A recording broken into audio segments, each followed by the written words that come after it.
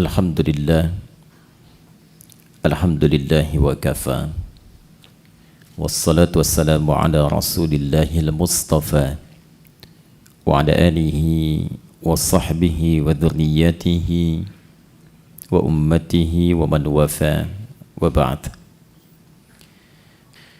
Teman-teman sekalian, ayat-ayat paket puasa itu turunnya bukan di bulan Ramadan. Turunnya di bulan Sya'ban, di tahun kedua Hijrah. Saya sebut ayat-ayat karena sebagian umat Islam ketika disebutkan puasa Ramadan, fokusnya hanya di ayat 183 saja. Padahal kurikulum Ramadan itu satu paket. Dari ayat 183 di surah Al-Baqarah sampai dengan ayat 187 di surah Al-Baqarah. Diturunkan di bulan Sya'ban di tahun kedua Hijrah. Dan sekarang kita sudah memasuki bulan Sya'ban di tanggal kedua di tahun 1444 Hijrah. Jadi berkesesuaian kurikulum ini dibahas saat ini dan sesuai dengan petunjuk atau sunnah Nabi Sallallahu Alaihi Wasallam dari segi historis dan dari segi persiapan-persiapan spiritual. Pertama, kenapa turunnya bulan Sya'ban? Sebulan sebelum dilakukan.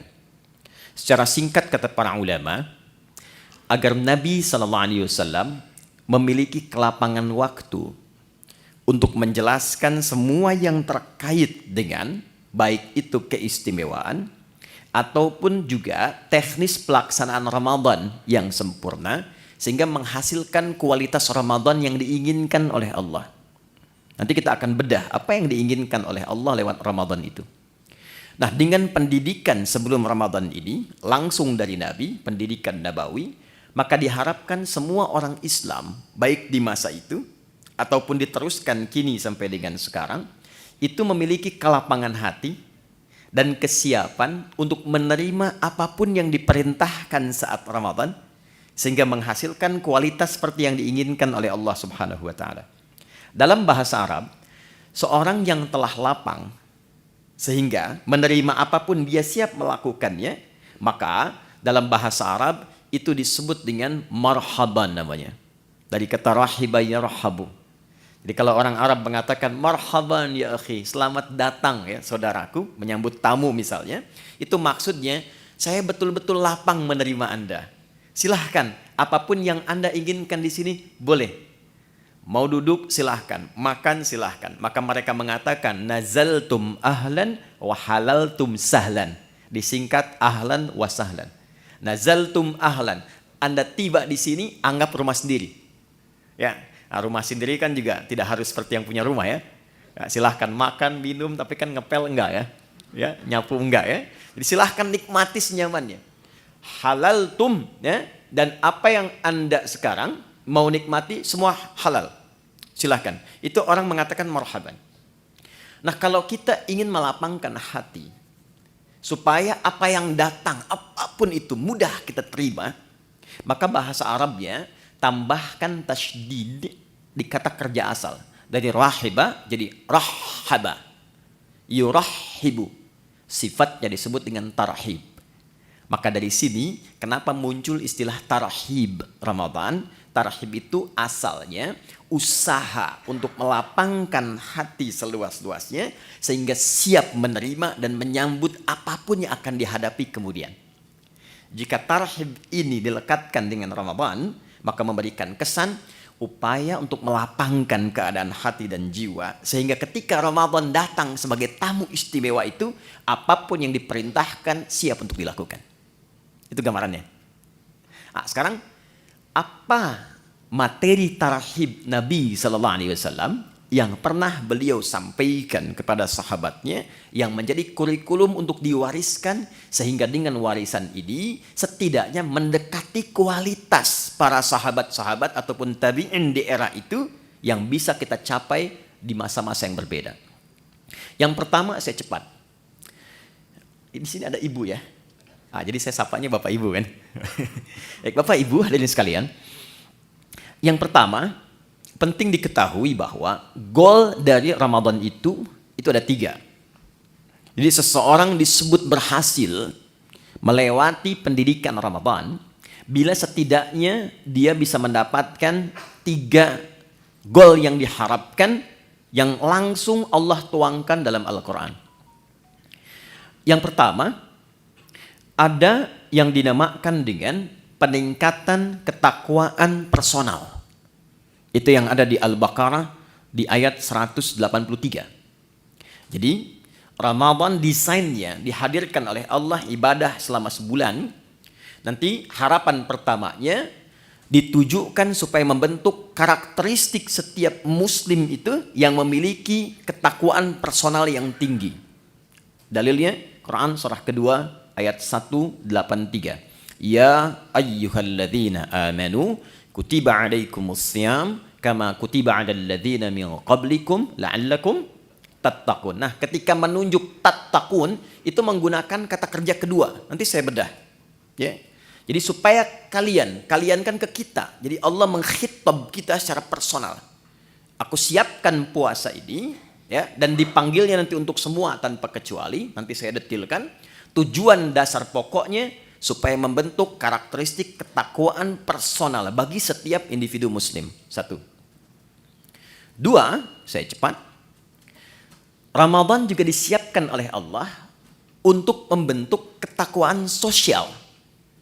Jadi bukan sekedar secara pribadinya menjadi lebih baik, tapi ternyata kebaikan personal ini baru punya nilai optimal dalam pandangan Quran jika auranya sudah mampu ditebarkan ke lingkungannya.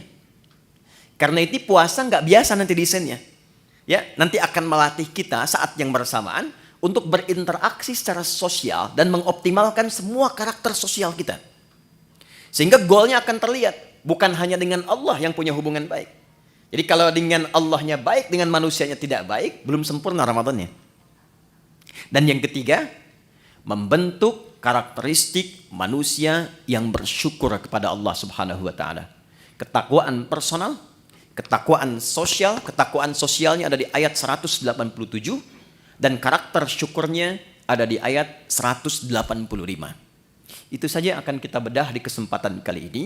Saya akan coba optimalkan di 45 menit ke depan, 15 menitnya kalau ada sekiranya yang Anda ingin sampaikan atau kita diskusikan, kita bisa optimalkan di sisa waktu itu. Saya bisa menulis ya.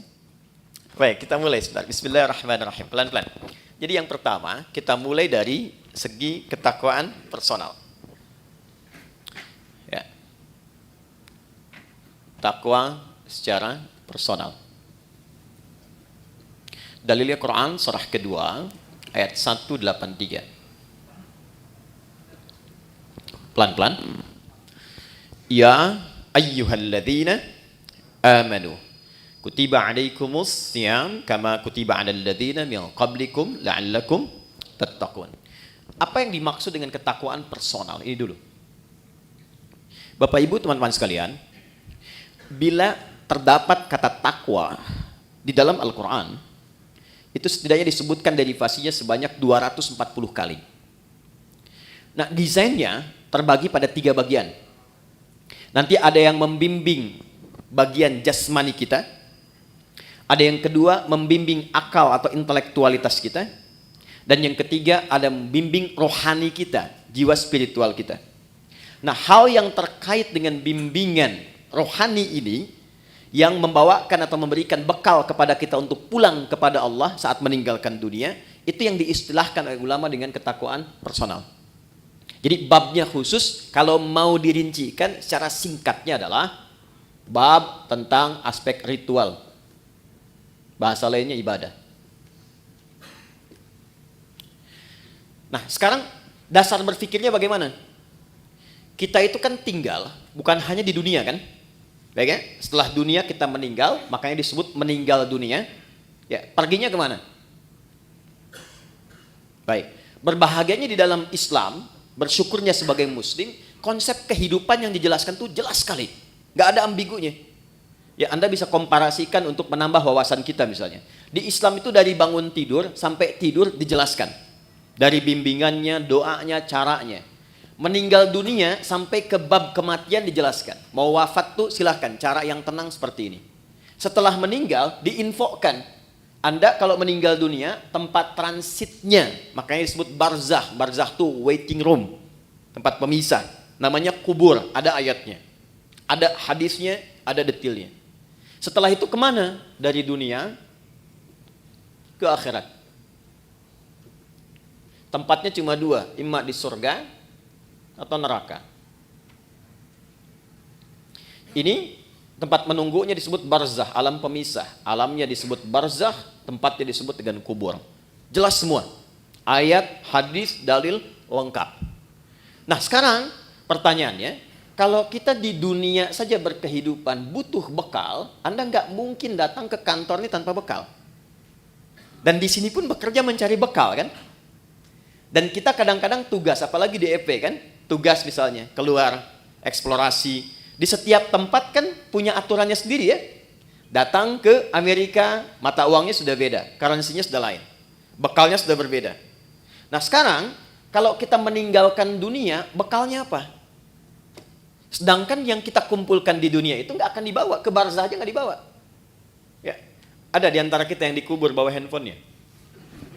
Kalau saya kangen nanti miss call aja, kan nggak bisa kan? Ya pakaian aja kan ganti kan? Ganti loh.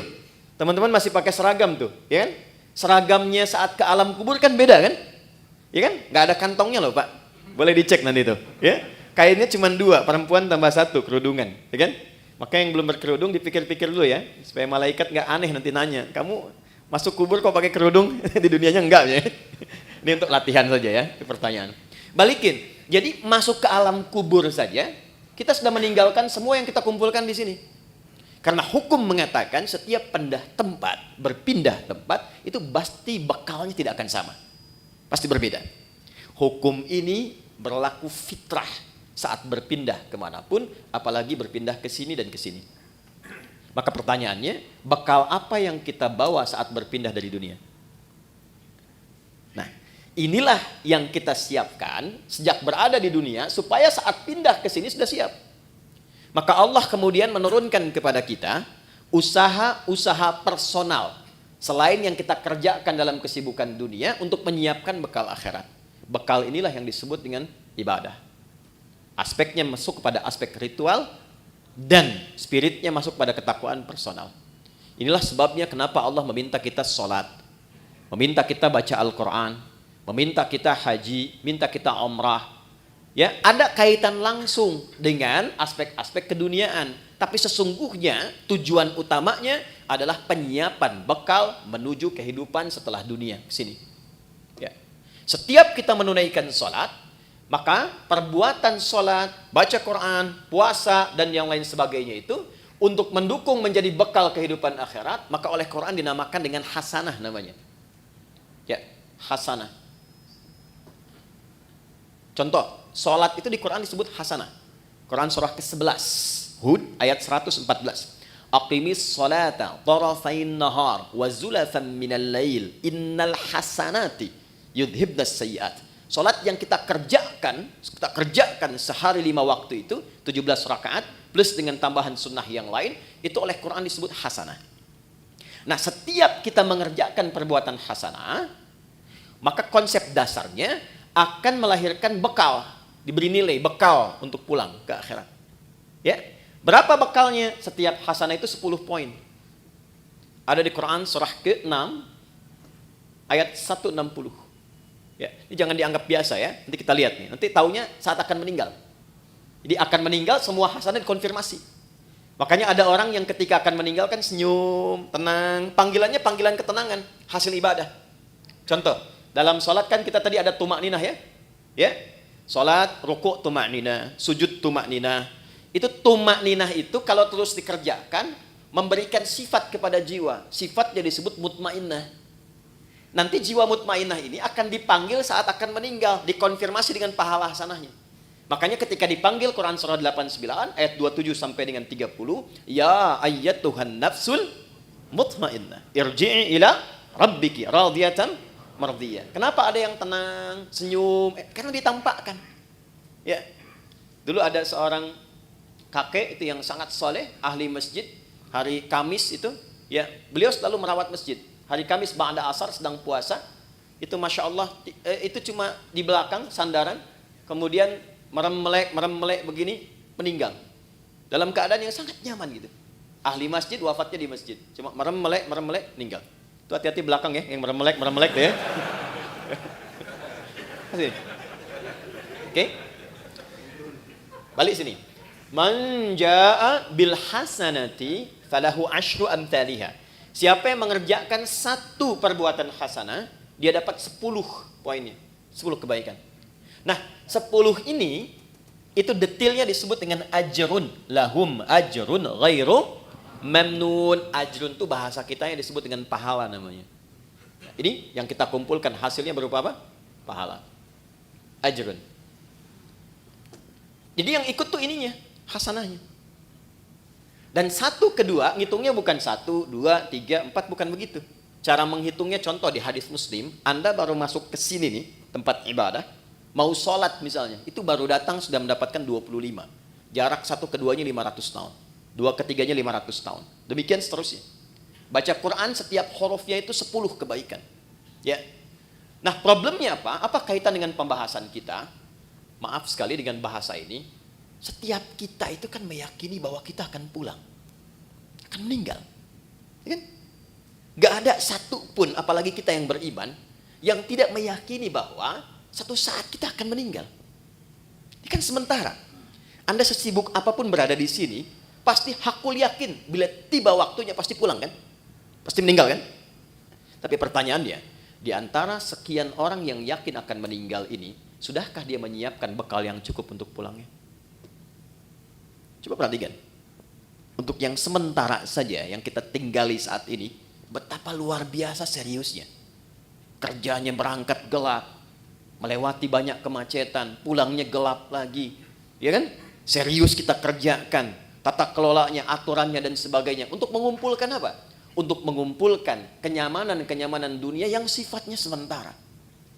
Bila tiba waktunya, rumah yang sudah dikumpulkan jadi mewah itu, kendaraan yang luar biasa, pakaian yang bagus-bagus, pada akhirnya ketika pulang, kan nggak bisa dibawa ke sini pun. Mau pindahan rumah cuma 2 kali 1. Sementara yang ada sekarang sudah dikumpulkan begitu besar. Karena memang bekalnya berbeda. Jadi konsep Quran itu, ingat, konsepnya itu sangat luar biasa. Hei, kamu mesti sukses dunia, akhirat pun bahagia juga. Makanya hasanah itu oleh Allah dibagi 2. Ada konsepsi dunia, ada akhirat. Ya. Quran surah kedua Al-Baqarah ayat 201. Wa minhum may yaqulu rabbana atina fid dunya hasanah wa fil akhirati hasanah. Jadi keseimbangan dalam Islam itu Allah enggak menginginkan kejar akhirat, dunia lupakan, tidak. Karena mencari akhirat itu tempatnya di dunia. Tapi jangan sampai juga terjadi, maaf, dunianya luar biasa, akhiratnya nestapa. Nanti kita akan temukan pengaruh-pengaruh ibadah ini, ada yang terkait dengan dunia, tapi pokoknya adalah akhirat. Ini gambaran pertama. Nah, kenapa puasa? Kenapa puasa? Karena dari sekian kita beraktivitas, sekian lama diberikan waktu berkehidupan, kadang-kadang kebanyakan manusia lupa dengan tujuan berkehidupannya, sehingga tidak siap untuk pulang. Contoh, kemarin di Pondok Indah saya sama-sama menghitung. Ini rata-rata usia berapa ya? Kita ambil 40 lah ya. Ya, entah ke atas atau ke bawah, 40 ya. Konsepnya begini aja, 40. Ya, 40 tahun itu kalau kita potong sedikit untuk tidurnya kira-kira berapa tahun? Akumulasi setengahnya lah ya. Dari mulai berkehidupan, tidur siang, tidur malam, kurangi 20 tahun. Jadi yang digunakan aktivitas 20 tahun. Oke. Dari 20 tahun ini yang dipakai ibadah berapa tahun? Kurangi kerja, makan, macam-macam. Ambil setengahnya ya. Jangan terlalu pesimis lah. Ambil 10 lah. Nah, ini yang dipakai sholatnya, ibadahnya, macam-macam. Dari yang 10 tahun ini, yang ibadah, yang ikhlas berapa tahun? Kan konsep diterimanya kalau ikhlas kan? Wa ma umiru illa liya'budullaha mukhlishina lahuddin. Ambil 5 tahun lah ya. Jadi usia 40 tahun itu amalan potensial yang dibawa untuk pulang 5 tahun. Potensial. Ya kan? Dan ingat energi potensial kan ada kaitan dengan H juga kan? MGH kan? M dikali G kali H kan? Ya kan? Bukan cuma gravitasi dunia, tapi harus ada keseimbangan akhirat kan? Halo? Betul ya? Baru jadi kinetik kalau ada itu baru kan setengah M dikalikan V kuadrat kan? Tambah kedua jadi mekanik kan? Baik. Kita balik ke sini. Dari 5 tahun yang ikhlas nih, maksiatnya berapa tahun? Udah kebayang ya sekarang ya? Dan harapannya kan kesini surga Firdaus kan? Bersama Nabi kan? Bekalnya mana? Itulah yang menjadikan sifat Rahman dan Rahimnya Allah diaktualisasikan kepada kita dalam wujud Ramadan itu. Allah menginginkan sekalipun waktunya terbatas, tapi dengan kasih dan sayangnya diinginkan oleh Allah setiap hambanya yang beriman itu punya peluang yang tinggi untuk mendapatkan rahmat Allah di akhirat berupa surga. Maka didatangkanlah setiap tahun 12 bulan itu dari sekian kesibukan 30 hari khusus untuk meningkatkan ketakwaan personal ini sehingga meningkatkan peluang-peluang untuk mendapatkan rahmat di akhirat. Kenapa wujudnya puasa? Karena puasa adalah desain satu-satunya yang menjadikan setiap manusia mudah meningkatkan amal soleh. Satu, Anda kalau tidak sedang puasa, jangankan sholat sunnah, maaf, sholat fardu pun kadang terlambat. Dan kesannya biasa. Nanti lihat saat puasa, jangankan sholat fardu, ketinggalan sunnah, gelisah. Lihat awal pertama Ramadan nanti, ya, para ibu bahkan sudah maaf sekali, ya, sudah mulai memesan tempat, membuk tempat-tempat saf pertama dengan sajadah itu. Dan itu bukan ngejar sholat fardu, ngejar tarawih. Dan tarawih sunnah kan? Ya kan? Anda keluar dari sini, ada yang minta, belum tentu diberi. Tapi saat puasa, yang tak kelihatan mata itu ditanya. Berapa fakirnya, berapa miskinnya, berapa yatimnya. Dikumpulkan. Jadi puasa itu dahsyatnya apalagi Ramadan, bisa membuat seseorang itu mengakumulasikan semua potensi ibadah yang bisa dilakukan. Orang yang nggak pernah ke masjid, itu Ramadan bisa saf pertama. Tapi saya tidak katakan setiap yang saf pertama nggak pernah ke masjid ya. Tapi bisa datang itu luar biasa. Ya, Quran yang nggak pernah jarang ngaji itu bisa tadarus. Itulah dahsyatnya Ramadan. Satu. Yang kedua, ketika seseorang sudah mulai mendapati Ramadan, apalagi dia serius dia bekerjakan itu, maka potensi-potensi maksiat yang mengikis kebaikan-kebaikan itu bisa dijaga, bahkan ditekan dan dihilangkan saat Ramadan. Seorang yang pemarah sekalipun, itu bisa libur marahnya, Pak. Ada pemarah jam 5:30 dicaci maki. 30 menit lagi buka. Jam 6 buka, 5:30 caci maki. Dia nggak balas, dia diam aja. Istrinya heran, dia tanya, kok nggak balas, Pak? Tar habis maghrib. Bisa tahan. Ya. Karena konsepnya demikian, minimal dia takut batal puasanya, dia melatih dirinya dari sejak awal. Korupsi bisa libur tuh. Ya. Sogok menyogok bisa libur, takut batal. Ya. Itu konsep dasar pertama, kenapa dimunculkan puasa? Karena panggilannya ketakwaan personal, di bagian pertama. Jadi secara singkat begini, di balik kesibukan dunia yang kita kerjakan, sekali-kali Allah minta kita sadar, hei ingat kamu akan pulang. Kalau memang belum bisa mendapatkan yang optimalkan Ramadan. Karena itulah saya cepat langsung ke ayatnya. Ini kalau waktunya panjang, saya bisa detilkan dari setiap huruf Quran. Contoh, waktunya panjang, cuman kesempatannya ini. Yuk, masuk ke Al-Baqarah 183. Saya ambil contoh singkat saja. Ya ayyuhalladzina amanu. Saya ambil satu ini saja. Itu kalimat. Ya disebutkan 361 kali dalam Al-Quran. Itu menunjuk panggilan. Bisa panggilan dekat, menengah, dan jauh. Nidaul qarib, mutawassit, wal ba'id. Huruf panggilan di gramatikal bahasa Arab itu ada 14. Tapi yang di Quran digunakan hanya ya. Memanggil dekat, menengah, dan jauh. Ayyuha disebutkan 150 kali dalam Al-Quran. Ayyunya berfungsi menguatkan pesan, haknya mengingatkan. Alladzina disebutkan sebanyak 1080 kali dalam Al-Quran. Panggilan mencakup semua tanpa kecuali. Laki-laki, perempuan, besar, kecil, dan semua status keduniaannya. Perhatikan baik-baik. Betapa satu huruf ini kesannya luar biasa. Khusus untuk Ramadan. Panggilannya dibuka dengan ya ayyuhalladzina amanu, seakan-akan Allah ingin memberikan pesan yang kuat. Hei semua hambaku, laki-laki, perempuan, besar, kecil yang merasa beriman. Terlepas dari tingkat keimanan kalian beda-beda. Ada yang imannya kuat sehingga merasa dekat dengan Allah. Konfirmasi iman kuat itu begini. Kita kalau ingin ukur iman kita kuat atau lemah, ya, nanti ukurannya di Quran surah ke-8. Ayat yang kedua contohnya. Innamal mu'minuna alladzina idza dzukirallahu wajilat qulubuhum. Insan beriman yang sejati itu ukurannya kalau dipanggil disebutkan nama Allah, itu ada getaran di hatinya, mengonfirmasi. Karena itu diperdengarkan nama Allah setiap hari 5 kali, setiap pergantian waktu di telinga kita. Telinga itu bahasa Arabnya udhun, jamaknya disebut adzan. Maka diperdengarkan dalam adzan lafaz Allah, Allahu akbar, Allahu akbar. Nah, teman-teman merasakan nggak waktu ada panggilan itu di hati itu ada getaran kan? Allahu akbar, Allahu akbar, ada getaran kan? Nah, itu konfirmasi iman. Kalau kemudian itu direspon dan sadar saat dipanggil, misal subuh 4.35 dipanggil, Anda masih tidur. Allahu akbar, Anda langsung bangun, ya Allah sudah adzan, wudu, siap-siap sholat. Nah, ini menunjukkan iman Anda standar. Masih charter tuh. Standar. Ya, Anda jam kerja jam 7 di sini, masuk jam 7, standar kan? Ya kan? Tapi yang hebat tuh begini, dipanggil 4.35, jam setengah 4 dia sudah bangun. Ada yang begitu. Ya, itu isyarat misal di Quran surah keempat ayat 103. Innas salata kanat 'alal mu'minina kitaban mauquta. Insan beriman tuh tahu waktu salat karena tahu dia siap-siap sebelum dipanggil. Itu yang hebat. Nah, maka orang-orang yang standar itu yang menengah jaraknya. Ya, hei yang menengah, yang kalau dipanggil baru datang. Ya, atau yang merasa imannya kuat. Sebelum dipanggil sudah siap-siap.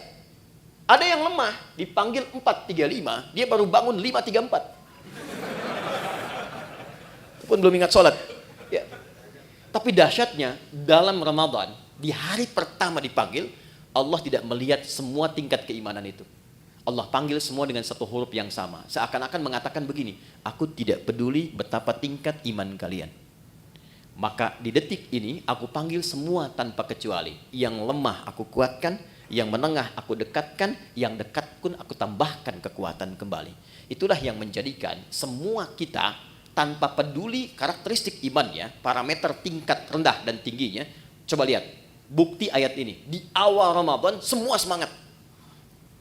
Lihat nanti, hari pertama Ramadan. Ya, kita insya Allah tanggal berapa nanti? Tanggal 1 Ramadan, ya, 1 Ramadan. Yang kemungkinan Masehinya nanti saya sampaikan belakangan saja, ya, belakangan saja. Tapi insya Allah sama 1 Ramadan. Pas 1 Ramadan, malam tarawih, itu semua akan kumpul di masjid. Terlihat, nggak peduli apakah dia jarang ke masjid, apakah dia jarang berjamaah, itu bisa kumpul semua. Tapi problemnya adalah Allah turunkan rahmat itu hanya di awal untuk memberikan sebuah bekal dasar. Nah, apakah kita mampu menjaga itu atau tidak sampai akhir itu kembali kepada manusianya masing-masing. Itulah sebabnya butuh tarhib. Kalau nggak disampaikan dari tarhib, itu bisa terjadi kemajuan. Anda awal sampai 10 sak, hari kedua maju 9, 3, 8, ya. Terus sampai dekat mudik kosong kan?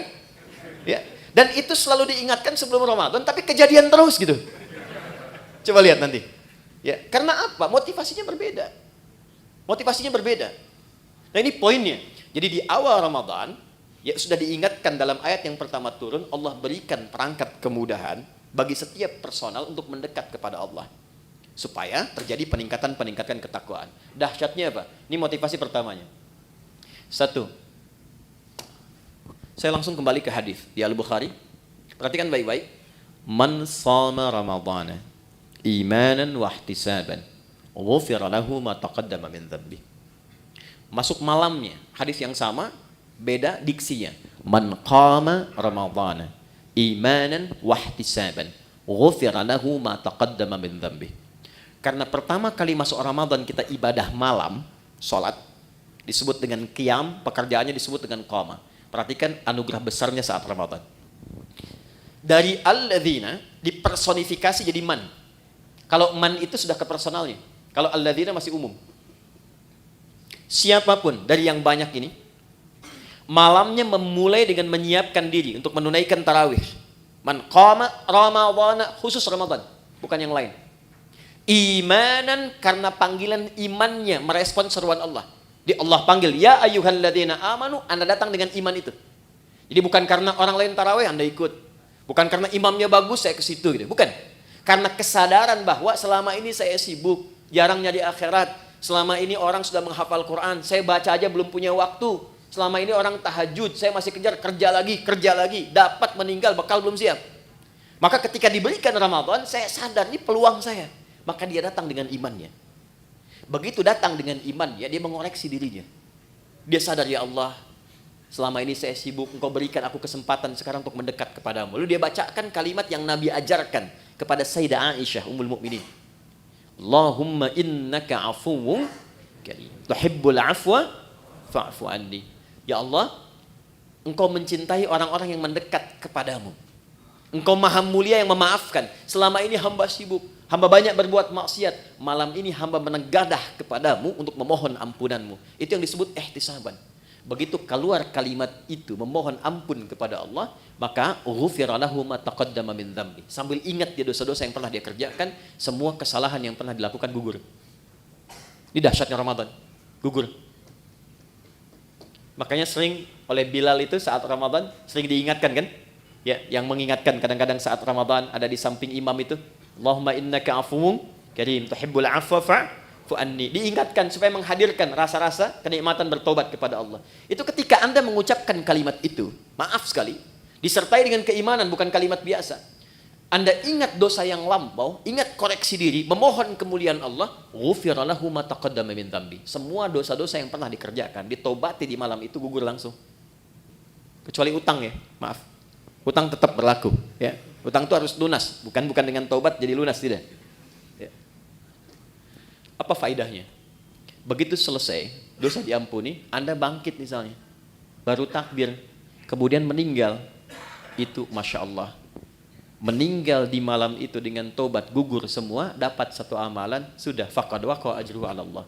Dosanya hilang, amalannya tumbuh. Jadi peluang mendapatkan rahmat Allah di akhirat ke surga ini menjadi lebih besar. Hisabnya ringan. Itu nggak ditemukan di waktu-waktu lain kecuali Ramadan. Kalau bersamaan itu dengan malam Al-Qadar, bersamaan, maka sholat yang pertama ditunaikan itu langsung pahalanya lebih dari 1000 bulan. Bukan sama dengan 1000 bulan, ingat. Ayatnya mengatakan Lailatul Qadri khairum min, khair min itu lebih dari, bukan sama. 1000 bulan itu kurang lebih 83 tahun lah kalau dikonversi. Lebih dari itu lebih banyak. Jadi kalau ada misalnya Anda ngaji tuh selepas tarawih, cuman baca satu ayat misalnya, Nun, pas malam Al-Qadar, itu nilai nunnya lebih daripada 83 tahun. Ada yang seharian bisa baca Nun. Ya, dan ingat di hadis Muslim, konsepsi pahala itu kan menutup dosa. Ya, pahala tutupin dosa, pahala tutupin dosa. Ini sholat nih ya, misal selesai sholat, ada yang menggibah dan nggak tanggung imamnya misalnya, ya gitu amat ya bacaannya, si amat aja nggak begitu ya, dia keluar tuh, dibicarakan, itu di hadis Muslim, pahala sholatnya langsung ditransferkan kepada orang yang digibahkan itu. Wa syatama hadza, wa qadhafa hadza, wa daraba hadza, wa safaka dama hadza. Ada yang berselisih, difitnah, itu langsung pindah. Jadi konsepnya yang soleh menutup yang salah. Nah sekarang berapa banyak yang dikumpulkan yang soleh itu? Sementara dari ujung kepala sampai ujung kaki, maksiat sering kali terjadi setiap detik sekarang. Mata udah salah lihat tuh, baru bangun udah salah lihat. Cek WA kan? Niatnya pengen lihat YouTube ceramah, yang keluar iklan yang tak pantas. Ya kan? Dilihat apa dilewat? Ya, dilewat sayang gitu kan? Dilihat dosa, ya. Tapi kan iman yang menguatkan, lewat. Ya, istighfar lisan, astagfirullah. Ya, ingat meninggalkan maksiat itu ada pahalanya. Jadi ketika Anda skip atau Anda palingkan ada istighfar, dicatat pahala. Bukan cuma tinggalkan biasa, itu nahi mungkar. Nahi mungkar itu ada pahala seperti amar ma'ruf. Tapi harus bersamaan.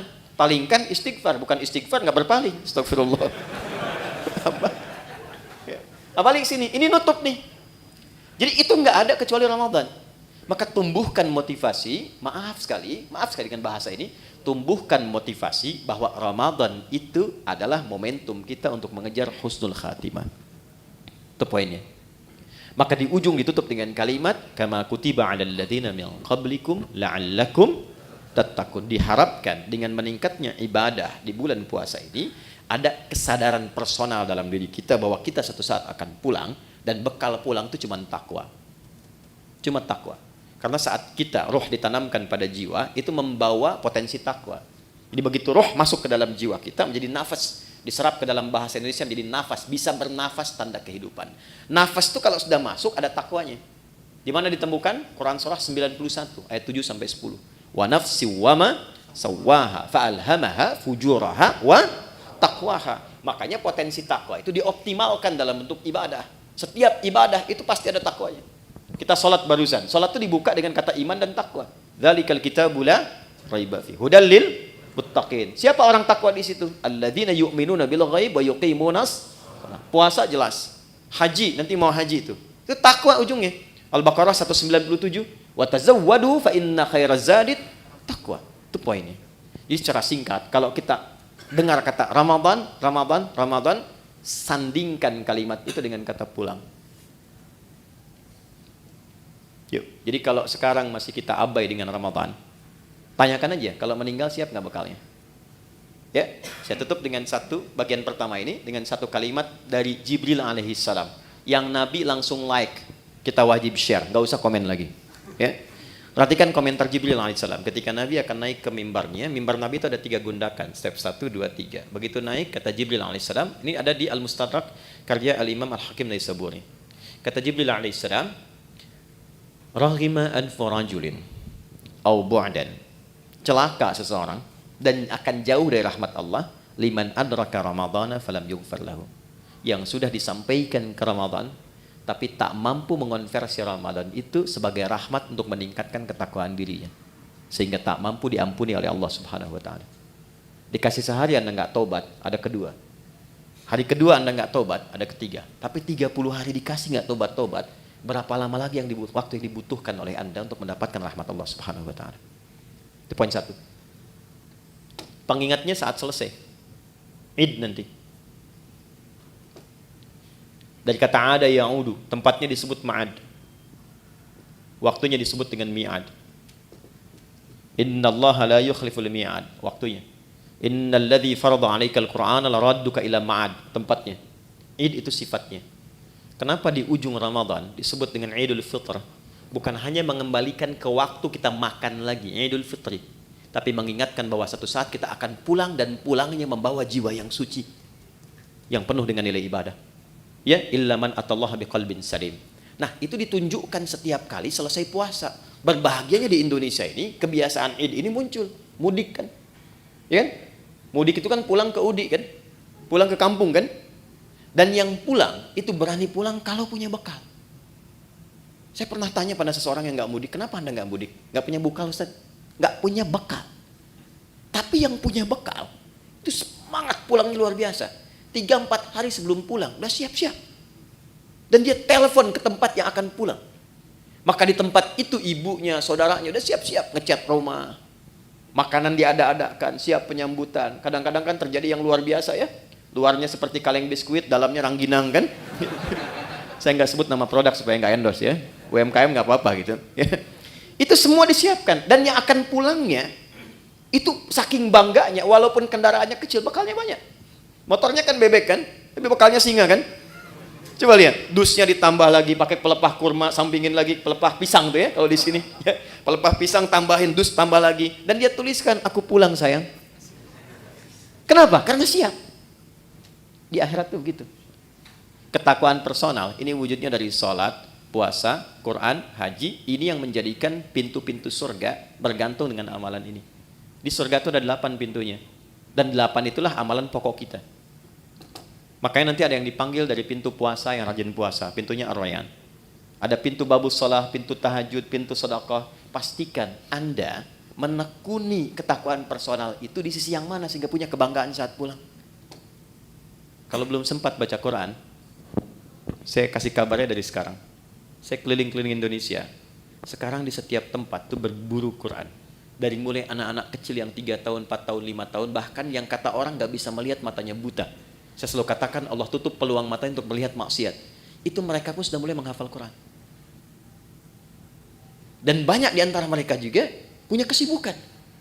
Anda yang tempat ber-AC, nyaman, tenang, enak, dengan semua fasilitas belum mampu mendekat kepada Allah, maka bandingkan dengan orang-orang yang kerja di lapangan.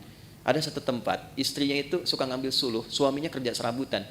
Tapi kalau orang datang ke situ, itu Masya Allah, semua yang terbaik dihidangkan, makanan, ikan dan sebagainya. Dan istri akan mengatakan, Alhamdulillah, Abi itu kalau pulang Allah kasih uang banyak sekali.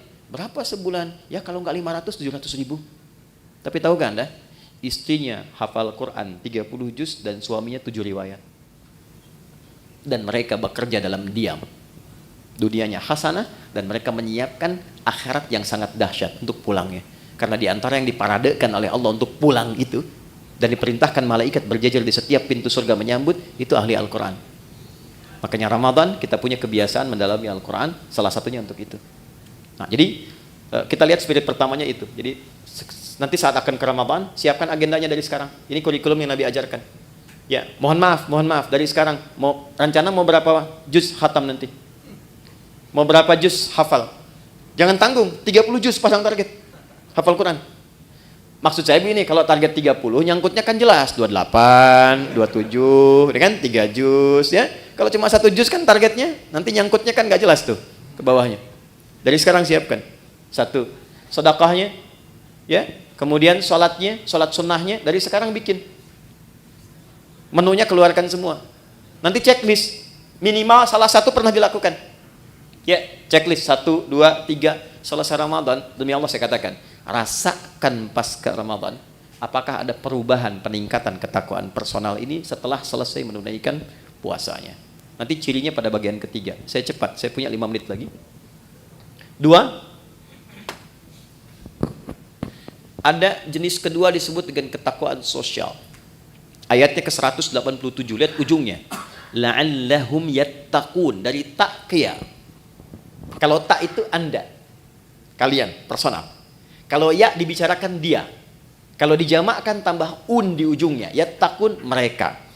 Jadi bukan hanya membentuk secara pribadi untuk kita, tapi interaksi dengan lingkungan sosial kita. Hablum minan nas, hablum minal makhlukat. Maka, ciri orang yang berhasil puasanya bukan hanya baik secara personal, tapi implementasi kebaikan personal itu bisa dilihat dari perbuatan baiknya dengan sesama. Makanya saat puasa, anjurannya bukan sekedar meningkatkan ibadah pribadi. Pernah dengar hadis ini di At-Tirmidzi? Siapa yang memfasilitasi bukaan untuk orang puasa, walaupun 1 biji kurma saja, 1 kurma, ataupun sehirup air saja, maka dia mendapatkan pahala yang sama dengan yang berpuasa itu tanpa dikurangi sedikit pun. Pernah dengar hadisnya? Hadisnya sahih. Tapi jangan salah menyimpulkan ya, bacanya pakai ilmu hadis. Ya nggak usah puasa, fasilitasin aja kurma. Dia nggak begitu. Ya Anda fasilitasin, Anda nggak puasa, Anda dosa, Anda batal. Jadi ruginya 2 kali. Ya, maksudnya apa? Saking tingginya ibadah sosial itu Nabi menginformasikan dengan tingginya tingkat apresiasi yang Allah berikan. Jadi kalau di Quran itu atau di hadis ada motivasi dengan pahala yang tinggi, ini menunjukkan kualitas amalan itu dahsyat, tinggi. Ya, dan banyak sekali terkait dengan puasa itu amalan-amalan sosial, sedekah, infak, memuliakan yatim, zakat. Ini kan sosial semua. Tapi pernah nggak teman-teman kita semua rincikan itu formulasinya kemana? Contoh misalnya, kan ada zakat, ada infak kan? Baik, zakat itu untuk siapa? Infak untuk siapa? Ternyata skema infak itu dia ada 2 tuh. Ada infak wajib, ada infak sunnah. Yang wajib itu untuk keluarga. Disebut dengan nafkah namanya. Ya, maka kewajiban kita memuliakan istri, memuliakan anak, cari sekolah yang mendekatkan dia dengan Allah, cari pakaian yang menutup aurat supaya Allah senang, ya. Gambarannya itu wajib dan ada pahala. Kalau antum kerja sekarang berangkat ke sini, diniatkan untuk nafkah karena menaati perintah Allah, Quran surah 4 ayat 34, ya kan? Itu setiap langkahnya ada pahalanya, teman-teman. Jangan dikira biasa. Dan kalau antum rajin tahajud, itu dibimbing untuk meningkat karirnya. Quran surah 17 ayat 79 sampai 80. Ini agak cepat aja karena kita sedikit lompat-lompat. Saya balikan, itu nafkah pertama.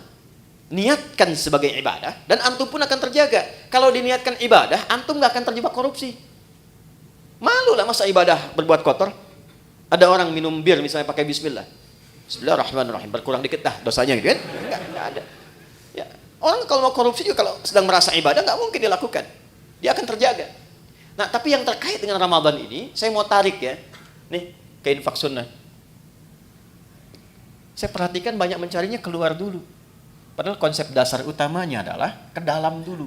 Quran surah kedua, ayat 2:15. Mungkin ini agak baru. Yas'alunaka madza yunfiqun. Mereka bertanya kepada Muhammad SAW, Apa yang akan diinfakkan dan kepada siapa? Kata Allah, "Qul ma anfaqtum min khair." Katakan kalau mereka ingin infak, berikan kualitas yang baik, yang terbaik. Pertama, lil walidain, orang tua. Ini dulu. Coba. Jauh-jauh infak bahkan sampai ke luar negeri dan sebagainya. Enggak dilarang. Tapi lihat orang tua sendiri, dari infaknya belum? Berapa di antara anak-anak yang mengirimkan bukaan pada orang tuanya? Yang mentransfer untuk persiapan Ramadannya? Itu disindir keras oleh Al-Quran di Quran surah 46 ayat ke-15. Bahkan kata Quran, kalaupun Anda sudah sukses dan menikmati kesuksesan itu, mungkin, maaf ya, ini isyarat Quran ya, kesuksesan itu didapatkan bukan hanya kerja-kerja keras Anda. Saham Anda mungkin 30%. 70%-nya ibu yang sering tahajud minta sama Allah nangis. Ayah yang dengan peluh keringatnya luar biasa. Gak apa-apa ya Allah saya mencangkul anak saya yang penting jadi direktur. Gak apa-apa ya Allah saya tidur di amparan-amparan yang penting anak saya bahagia di kemudian hari. Itu disindir keras. Makanya ketika Anda sukses, doa pertamanya menyertakan orang tua. Rabbi auzi'ni an ashkura ni'mataka allati an'amta 'alayya wa 'ala walidayya. Maka ketika Anda menyiapkan pos infak saat Ramadan nanti, yang paling prioritas pertama orang tua. Ini dulu. Nah, ini desain pertama akan memperbaiki hubungan-hubungan sosial yang tingkat pertama dengan orang tua. Mungkin hebat sholatnya, ternyata dengan ibunya bermasalah. Ya, hebat puasanya, sunnah dikerjakan, dengan ayahnya belum selesai masalahnya. Tuntaskan dulu. Ini skemanya. Wal aqrabin, kerabat terdekat. Nomor 2. Wal yatama, baru naik ke anak yatim. Wal masakin, baru orang miskin. Wabnis sabil, orang-orang yang kesulitan. Setelah itu, baru nanti yang umum. Yang fisabilillah, banyak sekali cabangnya bisa kita kumpulkan. Nah, singkatnya adalah mumpung sekarang kita masih di bulan Sya'ban, dari sekarang disiapkan, nabung dari sekarang. Berapa anggaran infaknya nih untuk skema sosial untuk Ramadan? Setiap hari keluarkan misalnya 1, 2, 3 support A, support B, support C. Karena yakin Ramadan itu dengan sendirinya pasti akan meningkat. Pasti disiapkan oleh Allah. Pandai-pandai melihat berapa yang Allah siapkan untuk kita. Kalau sudah cukup di dalam rumah, Anda dapat gaji misalnya 20 juta. Kebutuhan di rumah 10 juta, tabungan 5 juta untuk ke depan, untuk anak-anak. Berarti 5 juta itu peluang ibadah Anda lewat harta. Optimalkan. Tinggal diatur nanti bagaimana penyalurannya saat Ramadan. Dan yang paling dahsyat, ada nanti skema yang ketiga, yang terakhir, sedekah. Yang sifatnya lebih luas lagi. Bukan hanya muslim, tapi sampai non-muslim. Sampai non-muslim. Anda bekerja kan di sini nggak semuanya muslim tuh. Pasti ada non-muslimnya. Nah, tebarkan aura Ramadan kepada teman-teman juga. Ya. Jadi begitu datang nanti bulan Ramadan, bisa dibikin skemanya untuk sedekah itu lebih luas sifatnya. Mungkin di antara anak mereka ada yang kesulitan, bisa diberikan bantuan SPP-nya. Gitu kan? Ada di antara mereka yang tertarik dengan Islam, berikan kemudian pendalaman dengan buku-buku keislaman. Biayanya boleh dari skema ini. Bahkan nanti bisa dari zakat yang mu'allafati qulubuhum. Ya, Anda mau buka berbagi, makanan kan banyak tuh. Kata Nabi berbagi, sampingnya mungkin tetangga non-muslim, ajak. Anda mau buka bersama barang-barang nih ya, jangan yang muslim saja. Mungkin ada non-muslim tertarik, ajak. Ya, ketika dia bertanya, ya, kok saya boleh ikutan? Sampaikan. Islam atau Quran yang mengajarkan saya untuk berbagi. Ya, nanti hari kedua dia tanya lagi, hari ini Quran ngajarin lagi berbagi kan? Nah, ini poinnya. Yang terakhir, yang ketiga, ya kita akhiri. Jika semua ini sudah bisa kita lakukan, maka semua latihan ini akan merubah kepribadian kita dan membentuk karakteristik yang baru pasca Ramadan. Gambarannya begini, maaf sekali, kalau teman-teman biasa makan, pakai ayam, pakai kerupuk, Ya, ini Ustadz Mubarak waktu pesantren tuh capruk, kecap kerupuk, ya. Saya satu pesantren dengan beliau, kecap kerupuk, ya. Nah, setelah 30 hari. Hari ke-31, ayamnya dikasih, kerupuknya nggak dikasih. Kira-kira komentar pertama apa? Mana kerupuknya? Karena sudah terbiasa kan? Baik. Ramadan kan kita dilatih. Kebiasaan sholat, biasa baca Quran, biasa berbagi, biasa mendekat, biasa evaluasi. Masa 30 hari melakukan itu nggak merubah karakter? Pasti akan ada perubahan. Ya. Hal pertama yang didapatkan pasca itu, yang pertama ketenangan. Itu dulu. Jadi Allah itu kalau ingin merubah seorang hamba jadi lebih baik, hatinya ditenangkan dulu. Karena tenang ini kunci sejalannya. Hidup tenang, di rumah tangga kan tenang ya. Samara itu kan sakinah dulu, sakinah kan tenang ya. Di kaya pun kalau nggak tenang nggak enak. Coba pilih mana? Kaya tapi gelisah atau miskin tapi tenang? Nggak ada pilihan ketiga, jangan maksa. Saya tahu kaya dan tenang ya. Kaya tapi gelisah atau miskin tapi tenang? Jadi Allah itu kalau ingin merubah seorang hamba menjadi lebih baik, itu diberikan ketenangan dulu. Setelah tenang nanti baru diinstal. Dia pengen apa? Apakah ilmu, apakah harta atau kedudukan? Baru diarahkan. Anda kalau sholat, yang didapatkan kan bukan solusi dulu kan? Sebelum tanha anil fahsya'i wal munkar, ketenangan dulu. Makanya kalau orang itu kalau sudah sholat, sholatnya bagus, hatinya lebih tenang. Baca Quran juga begitu. Ya, jadi kalau Anda sedang gelisah, ibu-ibu itu jangan bikin status. Gak menyelesaikan persoalan. Ya, ini mendung di sekitaran bikin status. Mendung ya, yang gak menghentikan mendung kok. Ya. Kalau sedang gelisah, ambil wudhu, ngadap kiblat, ambil mushaf, baca Quran. Tenang hati. Walaupun solusi belum datang. Nah, Ramadan pun begitu. Ketika Allah ingin tanamkan hidayah pada seorang hamba, yang diberikan pertama ketenangan, lebih tenang pribadinya. Kedua, lebih nikmat dalam beribadah, lebih berkualitas, merasakan peningkatan kualitas dalam ibadah. Jadi ada kecenderungan ingin nambah, ada mulai rindu dengan tarawih, padahal mau berakhir, ya kan? Maka saat itulah kemudian tanda awal dari Allah bahwa hidayah telah ditanamkan dalam diri kita. Ketika ditanamkan pada diri itu, maka wujud yang terakhir yang Allah inginkan, walitukabbirullaha ala ma hadakum wa la'allakum tashkurun. Membentuk pribadi yang lebih bersyukur. Apa itu syukur? Secara singkat, syukur adalah mampu mengonversi semua nikmat yang Allah berikan pada setiap tempat yang Allah kehendaki. Maaf, lisan ini fungsinya untuk bicara. Tapi Allah menginginkan bukan sekedar bicara, bicara yang baik-baik. Itulah syukur. Syukur dengan mata melihat yang baik-baik. Syukur dengan tangan menulis menggerakkan yang baik-baik. Maka orang yang lulus puasanya, puasa itu akan merubah kepribadian dirinya menjadi lebih baik sebagai syukur kepada Allah Subhanahu wa taala setelah menyelesaikan pelatihan selama 1 bulan itu. Karena dia mendapatkan syukur itu, maka dia coba mengekspresikannya dengan bertakbir. Itulah sebabnya hari pertama di bulan Syawal kita bertakbir, Allahu Akbar, Allahu Akbar, Allahu Akbar. Takbir itu ada 2 jenisnya. Ya, ada takbir perjuangan, ada takbir sebagai syukur. Nanti ada yang menambahkan ulama dengan takbir ibadah seperti dalam sholat. Takbir perjuangan itu saat berjuang, Allahu Akbar, Allahu Akbar, Allahu Akbar. Bung Tomo teriak Allahu Akbar, yang lain Allahu Akbar. Sampai di undang-undang kita nama Allah masuk. Atas berkat rahmat Allah yang Maha Kuasa. Sebagai wujud perjuangan kita. Ada takbir dari syukur. Sebagai wujud Allah telah memberikan hidayah kepada kita. Itu boleh bertakbir. Ya, Anda misalnya puasa. Kalau saya dapat sesuatu, saya pengen puasa. Begitu dapat, diberikan Anda puasa. Anda bertakbir misalnya, Allahu Akbar, itu sunnah. Boleh untuk dilakukan. Nah, jadi secara singkat, lulus puasa, jadilah pribadi yang lebih baik dekat dengan Allah. Bersikap mulia terhadap sesama. Saat yang bersamaan, mampu menata diri dari ujung kepala sampai ujung kaki, menjadi pribadi yang lebih baik. Itulah esensi Ramadan yang Allah perintahkan lewat Rasulullah untuk berlatih selama kita menunaikannya. Adapun detailnya nanti insya Allah kita sudah siapkan. Saya siapkan nanti tayangan full selama Ramadan untuk menurunkan detail dari semua ini. Ini amalannya apa, ini prakteknya apa, evaluasinya apa. Insya Allah nanti teman-teman bisa terhubung dengan Adi Hidayat Official. Kita siapkan nanti setiap hari, setiap Ramadan ada tuntunan, dan saya siapkan buku juga yang spesifik untuk itu. Jadi teman-teman bisa akses dan diinfokan setelah selesai. Ya, dicetak kita bisa infokan sehingga Anda punya kurikulum yang bisa Anda pedomani selama Ramadan.